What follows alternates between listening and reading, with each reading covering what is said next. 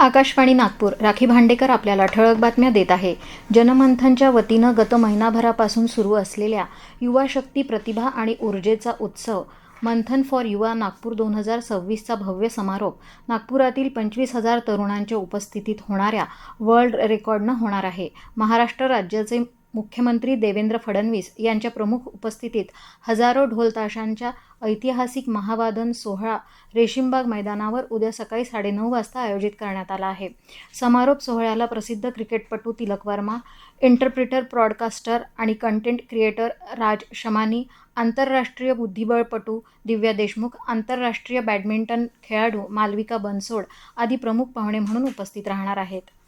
नागपूर जिल्ह्यातील लाखो भाविकांची श्रद्धा असलेल्या मौदा तालुक्यातील पावडदौना येथील श्री जुमदेव बाबा आश्रमाचा विकास केला जाणार आहे. यात भक्तनिवास, प्रार्थना सभागृह, सुलभ शौचालयाचे 8 संकुल, पाणी पुरवठा, सौर ऊर्जा, वाहनतळ आदी कामांचा समावेश आहे. यासाठी सुमारे 75 कोटी रुपयांचा निधी ब वर्ग यात्रास्थळ दर्जा अंतर्गत कामे प्रस्तावित करण्यास पालकमंत्री चंद्रशेखर बावनकुळे यांनी सांगितलं.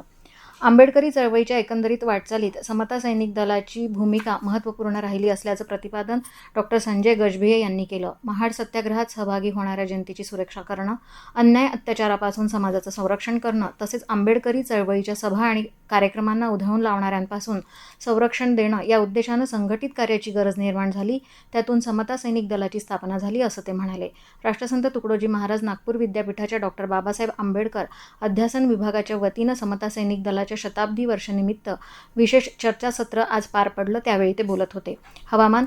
नागपुरात आज सकाळपासून ढगाळ वातावरण असून पावसाच्या हलका सरी अधूनमधून वर्षाव करत आहेत. उद्या गोंदिया जिल्ह्यात मुसळधार पावसाचा येलो अलर्ट जारी करण्यात आला आहे.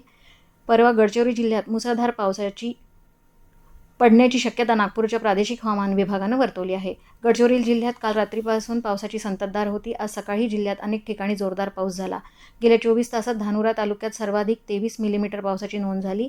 त्याखालोखाल गडचिरोली तालुक्यात 17.2 मिलीमीटर पाऊस पडला. याबरोबरच हे बातमीपत्र संपलं. यानंतरचं ठळक बातमीपत्र उद्या सकाळी 10:58 ऐकता येईल. नमस्कार.